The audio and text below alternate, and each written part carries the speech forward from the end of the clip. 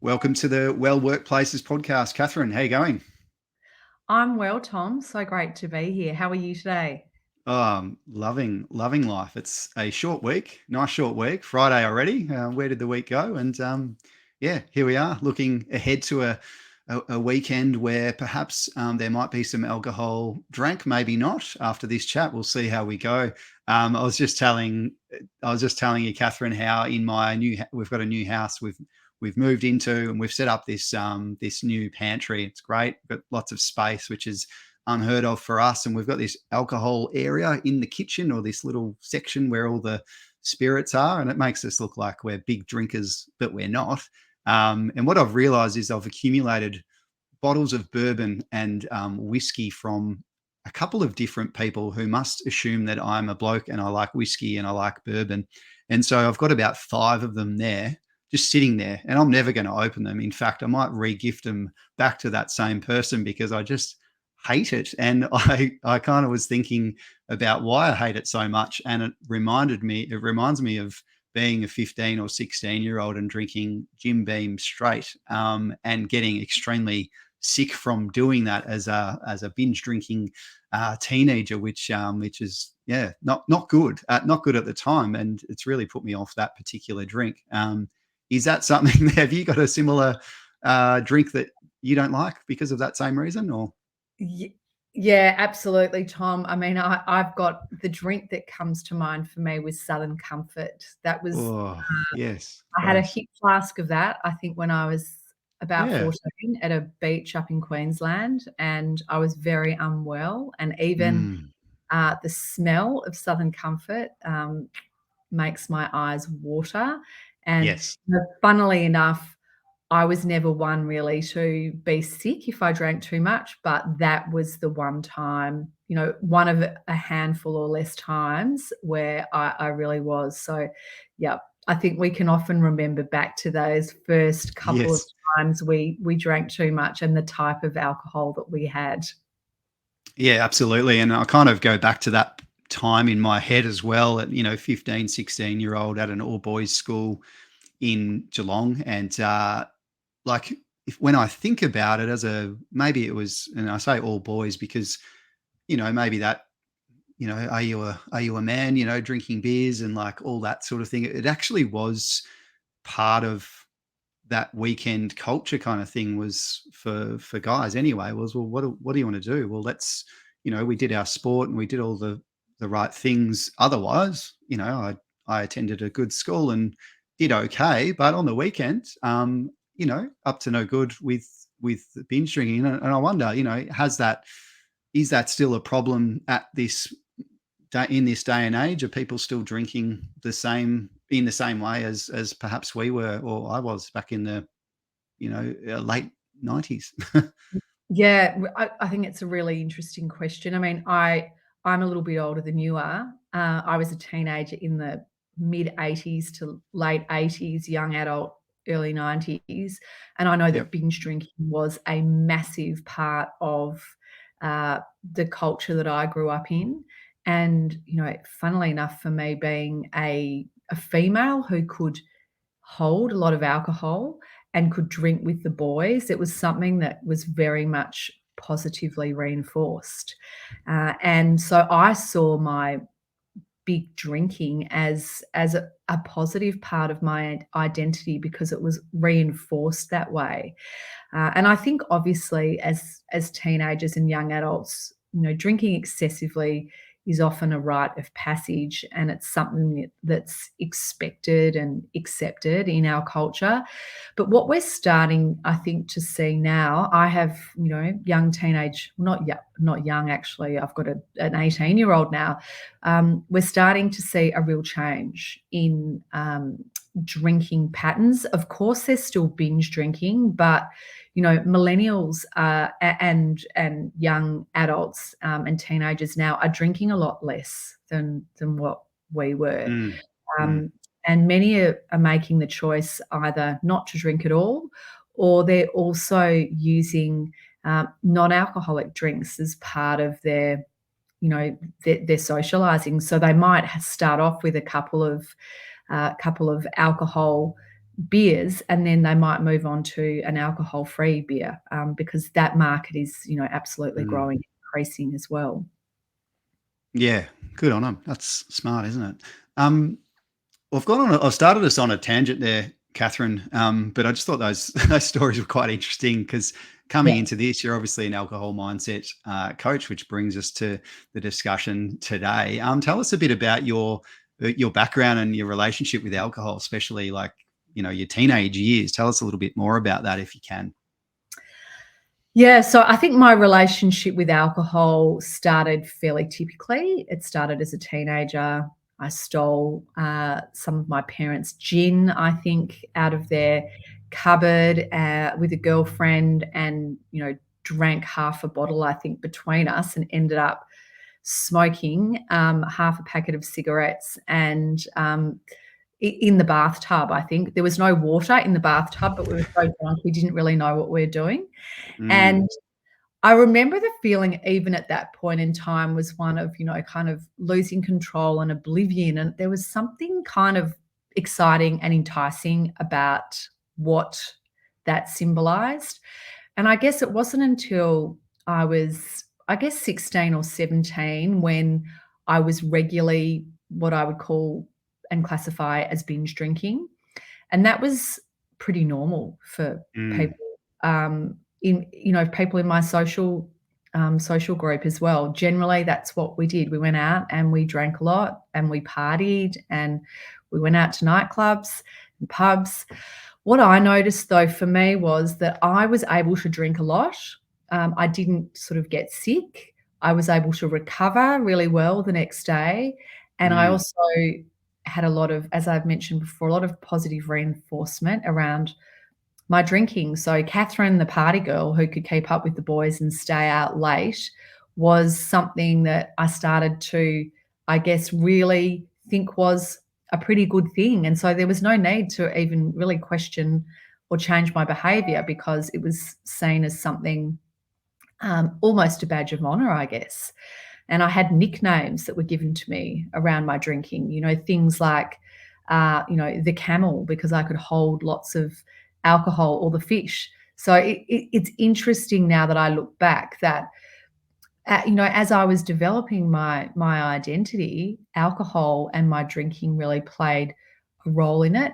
But I guess if I look back, there was also a little bit of questioning from me, in terms of, because I didn't really have an off switch with my drinking, I would often not remember parts of nights. I would black out from drinking a little bit.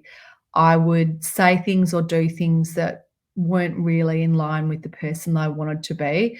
So there was this other side to my drinking that I started to question, that I started to feel a little bit embarrassed and ashamed mm.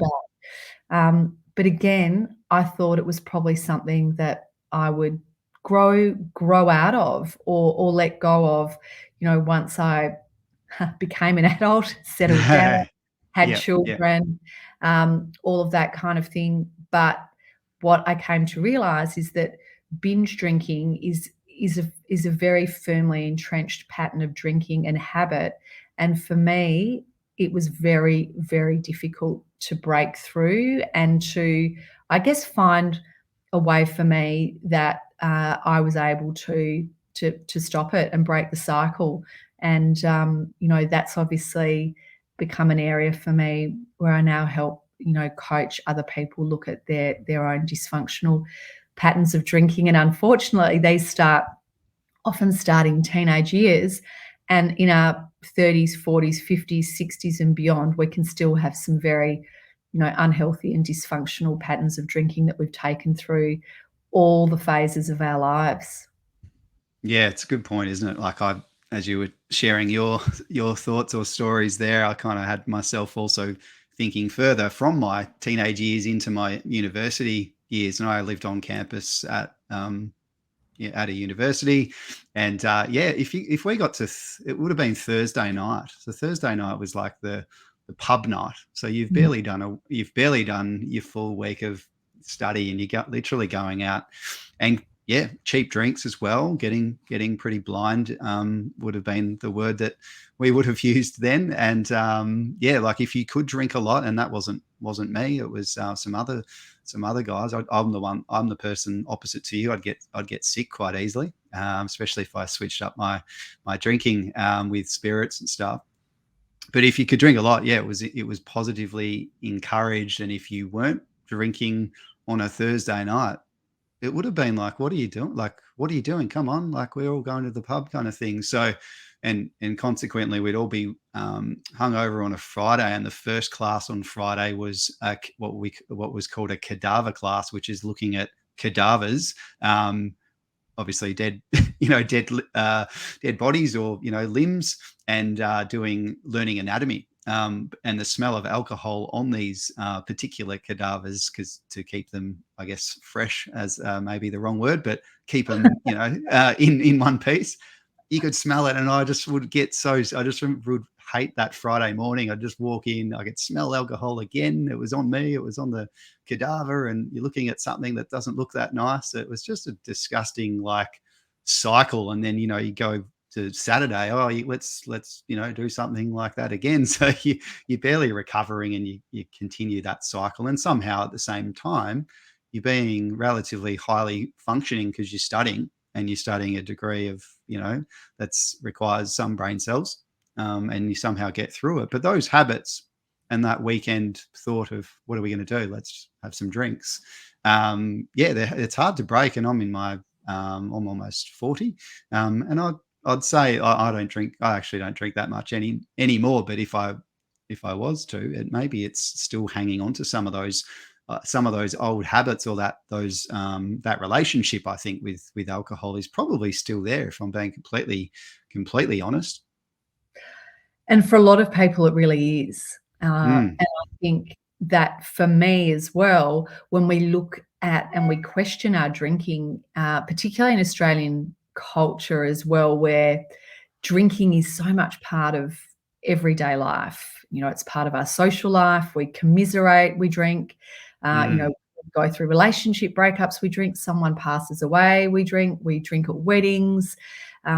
There's every situation, alcohol and drinking is kind of connected to it.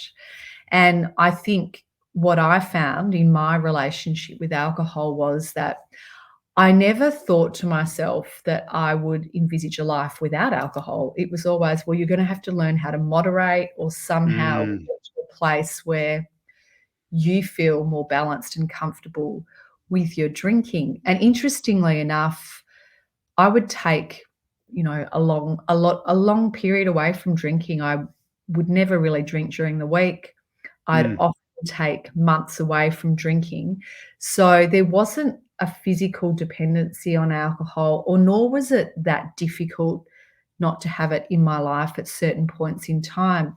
But what would happen is, when I would bring it back in, mm, often have blowouts and binges again, and I would be feeling really unhappy and frustrated and disappointed about my drinking and why I couldn't necessarily control it. And obviously, once I had 3 children as well, I was starting to worry about the impact that my role modeling of drinking was going to have on them. And it really was, I guess, a night in 2019 when I was away on a holiday. My husband and I and our 3 children were at a friend's place having drinks, and I drank, 4 or 5 cocktails pretty quickly and mm, ended up extremely drunk. And my children saw me in a very compromising position, and were really worried about me. And that was really the turning point for me, when I thought, I really need to change. I mm. don't continue this behavior. And I didn't stop drinking straight away. I never had another binge again. But 3 months later, I decided I was going to have at least a year away from drinking, and embrace the year as an opportunity to see what an alcohol-free lifestyle would open up in my life. And that was 4 years ago, and here I Wow. am. I on the 1st of July, I'll be, yes, celebrating 4 years alcohol free. And I now don't even, I now know that I probably could go back and drink if I really wanted to, but I have no Yeah. need for it now in my life. It's sort of a free choice. I feel so good. Every area in my life has really improved since I've taken alcohol away. Yeah, that's unreal. That's a great story. And I think I always hear or read stories where it's like I've, someone sets out to do 1 year sober, and then they talk about how good it is, and then the rest of it is just they just stay sober and never go back to it, I guess. What did you find? Did you find any of that challenging, kind of going from that period of, I guess, having a bad blowout with your kids there to then deciding not to? What were some of the trickiest parts? Were there any challenges, or did you find it quite easy once you put your mind to it? Yeah, look, it was it was a very interesting period for me, the first 12 months, because Mm, A, you never know what's gonna happen in life, but 6 weeks after I decided to stop drinking, I was diagnosed with breast cancer. So, of course, that was a huge life challenge, and one that, again, it really upended me emotionally. And generally in the past, what did I do when emotional challenges came my way? I'd have a few drinks. So it was really interesting navigating that sort of mm, that trauma, that challenge. And look, I very quickly decided that, because I had to go straight into having, 5 months of really intense chemotherapy treatment first off, that, the best decision for me was going to be to remain alcohol free, because I was navigating all of that and I mm, wanted to be in the best health that I possibly could be. And so, I had that. And then, of course, we started to go into COVID. This was in 2020 as well. So there mm, was all of that to navigate too, with the kids being homeschooled. I was still going through further treatment for another, I ended up having 15 months of treatment, I guess. And mm, so it was a very weird time in life, and history even, to have stopped drinking. The I guess the major benefit of it was that there wasn't a huge amount of socializing to do in that first 12 months. A, because when you're going through cancer treatment, it's not really what you feel like doing. And so I was really just retreating and looking after myself and really looking after my diet and my physical and emotional health and my family.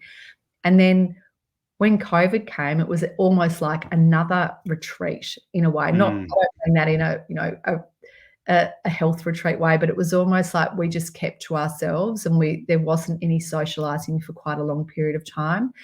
But initially, just before my cancer diagnosis, so I guess I'd stopped drinking for about a month before then. We had, some friends over for a big dinner, and Mm. everyone else was drinking a lot. We were hosting, and I was the only one who wasn't drinking. And I remember having such a great time, though. I still felt Oh, really that's good. Mm. socially connected, lots of, listening to music and dancing and having a good time. And I remember waking up the next day without a hangover and feeling good, driving my kids to sport. And I thought, this actually feels good. Yeah, yeah. I feel like I'm going to be able to do this. And there haven't been too many wobbly moments really about it at all. Overall, I felt that it's been a really empowered decision. And given the links between alcohol consumption and increased breast cancer risk, I know a lot of information now about this that I didn't know before. It feels like a really empowered choice to have let go of alcohol now. So yeah. Mm. Yeah, gee, it's a big journey you went through there, with obviously the breast cancer diagnosis and then into COVID and staying, or you're staying away from drinking. But I imagine that's not something that you want to be doing when you're going through treatment as well.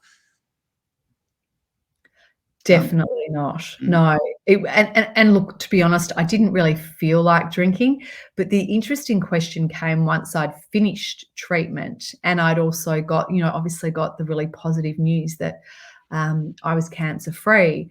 Then there was this kind of emphasis on celebrating and, "Oh, mm, you're not gonna have a champagne," or, this sort of thing. So again, I had to be really strong on what yeah, my thoughts were and what I wanted to do. And so, I decided that I was going to continue to be alcohol free.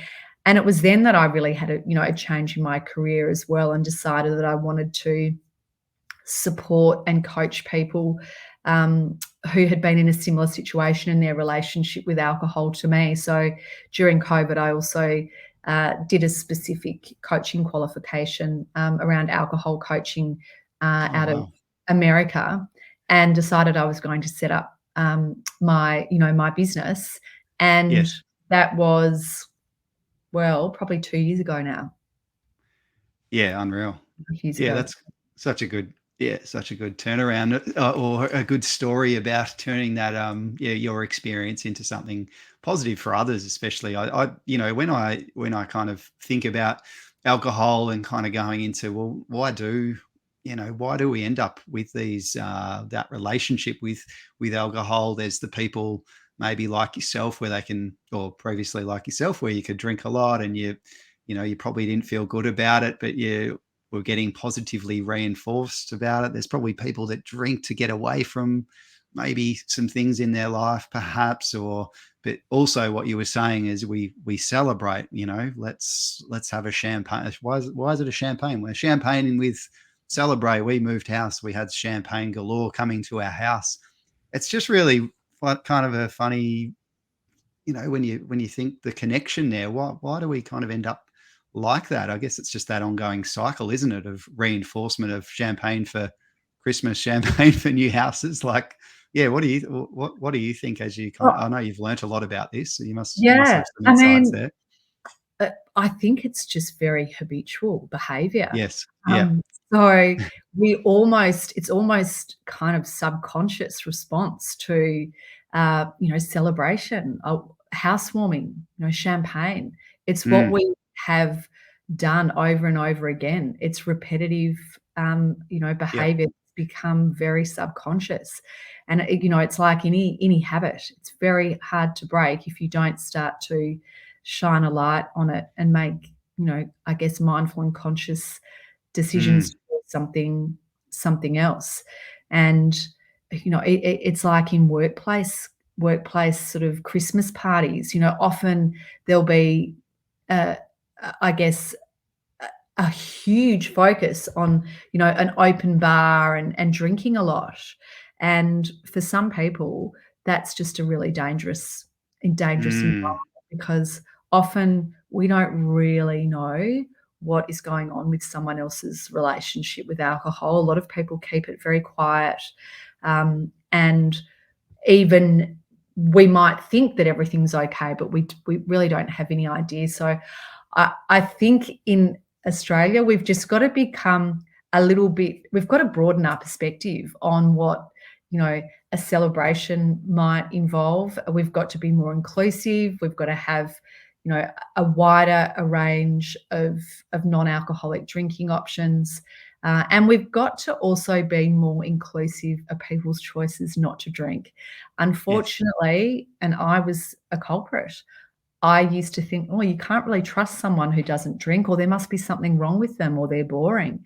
Mm, Even some of this language, we really have to start to question because people do make different choices and they should be respected for those choices. And as I say to a lot of my friends, if you want to enjoy a couple of drinks and you feel good about it, I completely, I think that's fantastic. But there are so many people in Australia who are really struggling with their drinking. Alcohol is a drug. It's an addictive drug. It's highly addictive, and it causes a lot of issues in mm, society through, through violence, through drink driving, through, all sorts of things that happen. And so I do think that we do need to, question the central role that it plays. Yeah. And Mm. but even the health repercussions of alcohol, I mean, it is a toxin. And it's a toxin just like, I mean, it's ethanol really, so it's like petrol. Um, Yeah. Yeah. and it's marketed so, I mean, I guess so well to us that we kind of forget about that. Yeah, sponsoring sports and all this sort of I think we're on. I feel like there's been a lot of progress made with, as you said earlier, like low alcohol or no alcohol options. I did Feb fast this year and actually found it very easy to do. And then, but 2 weeks into the following month, glass of wine probably to celebrate something else, and then you kind of now I'm drinking again. How'd that happen? So yeah, it's quite interesting when we talk about alcohol and just those health risks that go, like, because I always think of, if you drink a lot and if you're drinking all the time, and also just binge drinking, that just every health risk goes up, right? So it can't be great for your heart, can't be great for your blood pressure. What are some of the other things that you kind of immediately think about when you're talking with your clients about just those other health risks, physical or other? Yeah, I mean, I think one of the greatest things that it affects is the quality of our sleep. And that is Yes. Yeah. such a huge pillar for us in our overall health. And generally, if you're drinking, and even if you're not drinking a lot, your your quality of sleep and the REM cycles that you have each night are severely compromised. So if you think about that cumulatively over your life, what that could be doing to the quality of your health, it's huge.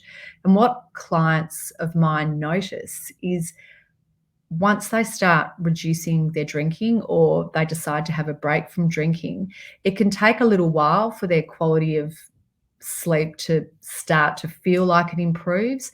But once it does, the ripple effects that they notice on their clarity, their Mm, productivity, the even the look of their skin and their eyes, that there's a brightness, there's an energy that they have not connected in with for a long period of time. So sleep is a really huge one. I mean, the other one that's I think really important to mention is anxiety and mental health as well. The mm, the alcohol when we're drinking, it induces this response that really raises the level of stress and cortisol in our body. So we're always our base level whilst we're drinking alcohol of stress is so much higher. And our body's always trying to work to get us back into homeostasis.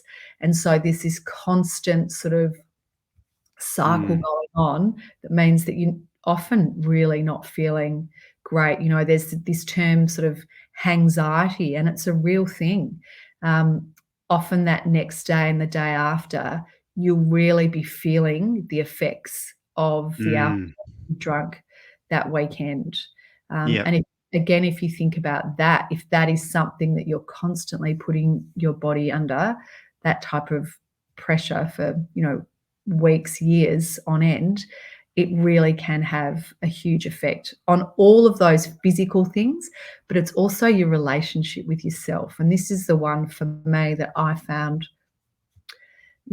such a remarkable change. Because as a binge drinker, I was sort of not feeling great about not remembering nights or um, worried that I wasn't, looking after the pillars of health that I wanted to. Once I stopped drinking, I started to develop this trust in myself again, which was really super important. And that took time. Mm. But it's really, always being kind of present, always knowing that you can pick your kids up from wherever Yeah. they are at night time, knowing that I can meet a girlfriend for a walk at whatever time on a weekend. All of Yeah. those things feel really good. Yeah.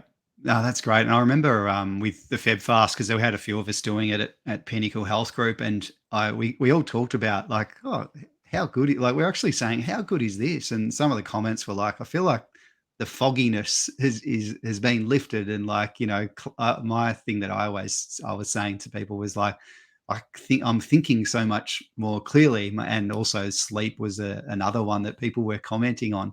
And I also said I could easily keep doing this. Although 2 weeks later, as I said, it would have been a vino or something that would have been put in my hand. Oh, you've had a tough day, have a wine, kind of thing. So yeah, Yeah. it's just really interesting when you think about behaviors and the reinforcement.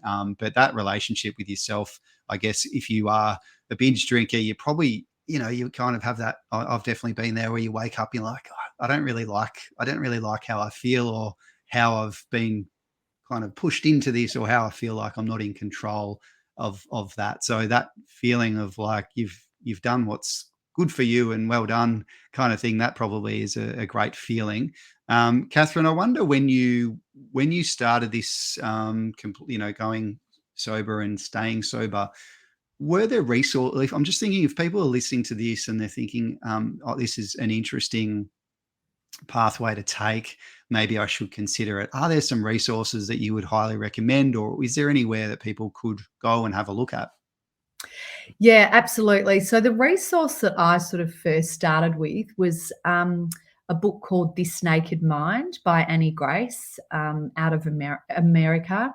I Hmm. found it really accessible and approachable, and it had some really just interesting science-based information, as well as some information around, I guess, how alcohol and our drinking really becomes part of our subconscious behavior, and that often we need to do some work on our thoughts and beliefs to create positive change. Mm.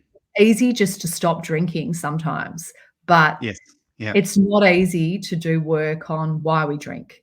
And this Yep. is often the work that I will do as a coach, is we really start to uh, pull out a lot of those thoughts and beliefs that people often aren't aware of. Some of them they are, and others they're not aware of. Mm. Um, and so that's why Annie Grace's work became really powerful for me.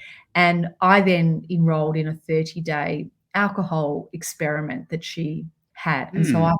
found that really, really useful. There's a great podcast that a friend of mine, Maz Compton, has launched, called Last Drinks, and she's just launched a book as well. Right. And that's got some fantastic information. A lot of Australian statistics and Australian case studies that I think is fantastic. And she has a 30-day, I guess 30 days worth of tips in the back of her book about Oh, cool. things that you can do to, look at and reset and be more mindful about your drinking. Mm. And it's a good time to consider. I mean, winter is normally, perhaps for some people, it's a time where we retreat a little bit, or we hibernate, especially down here in Melbourne. It's also sometimes the red wine comes out a little bit as for comfort on those darker nights. But definitely trying to create or reset some habits, it can be super useful. And as I said, that Feb fast, for me, as a experience of, I guess, doing it was great. It was so good. And I also think, I guess, for workplaces as well, I've been to those. We've had those Christmas parties that are, 5 years ago, were drinking based. It was more around. It was at a bar, and it was, quite focused on drinking, although that wasn't the intention. And there were always a couple of people that had too many drinks and needed to be looked after, which was really difficult to be in that position, I guess, as an owner of a business. Not naming anyone, of course. It was just the way it sort of was. Maybe I'm making excuses here, but it was kind of the way things were done, I reckon, 5 years ago or more.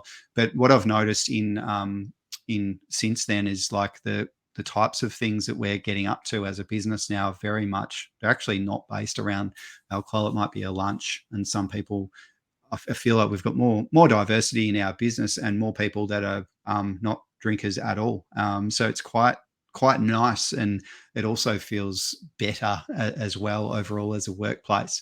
Are there any things that you any tips that you would sort of suggest for workplaces or leaders that are maybe either to do with people that maybe have alcohol issues in their team, or perhaps like looking at it as a workplace type of thing? Yeah, definitely. Thanks, Tom. That's a really, I think that's a really good question. I mean, I think first of all, as an employer, there is a responsibility that you can have an impact on the drinking culture and the role that alcohol plays in your events. But if you're going to do that, you actually have to either have developed some form of policy around it, or ensure that your employees know what's expected of them, what behavior is expected of them, and even the level of drinks that will be supplied. I mean, I think the problem is that often, I mentioned before, there's open bar or drinks are just there on tap. And I think what I've noticed with some employers that are taking, I guess, a different approach is that they are only having a certain period when they'll serve alcohol to their Mm, staff, and that they're really trying to minimize even the number of drinks that staff have, because that again really helps.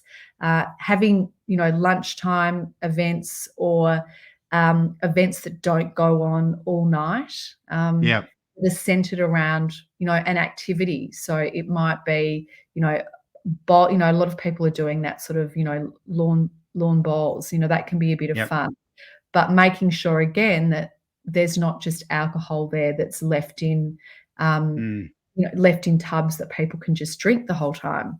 But I think the most important thing is that leaders at organisations are the ones that can show their staff what role they want alcohol to play. I mean, I've got a number of clients who have, senior leadership roles in their workplace, and their decision to change their relationship with alcohol has had a huge impact on their team, that's because great. they've obviously been seen as big drinkers, and then Yeah, they've decided, you know what? I need to make different choices, and I need to show a different way. And so, I've got one client who's in his, late 40s, and he's noticed that 3 of the people in his team have made different choices around their drinking because of the way that he has made changes in his drinking. yeah, makes sense. Just leading by example, and watching others that will follow, especially younger people. Because you're right, at a workplace setting, the person that's the leader or the manager really sets the tone. And sometimes I feel like with those workplaces that are drinking a lot, they're actually, I feel like maybe, or in the past anyway, it used to be to compensate for a high stress environment anyway. So like if you think about those really busy workplaces, oh, you've worked hard, as in you've worked way too many hours. Let's feed you heaps of booze and see what happens. It's a recipe for disaster when you think about it that way. It's not like the well balanced people are going out and getting blind. Oh, absolutely. And there are certain types of corporate cultures. I mean, lawyers are, this is a huge one for them, and people in Mm, financial services and yeah, banking, under very high pressure environments, there's often, a use of alcohol and other drugs as well that yes, really, keeps the cycle, this stress cycle going. yeah. Definitely. Yeah, waking up on Monday, coming into the workplace and seeing their colleagues and probably feeling embarrassed or having that anxiety is definitely a common thing, I reckon. Kathryn, thanks so much for your time and sharing your story and your knowledge today with us on about alcohol. It's been really eye-opening discussion for me to even reflect on some of my thoughts and feelings about alcohol, and my Scotch cupboard that isn't going to get drank. I think I might be reassessing some of my options this weekend based on this chat. But yeah, thanks so much for your time. Appreciate it. Thanks, Tom. I really appreciate it too. Have a great weekend. Maybe a great alcohol-free weekend. That's it. That's it. Lock it in. Awesome.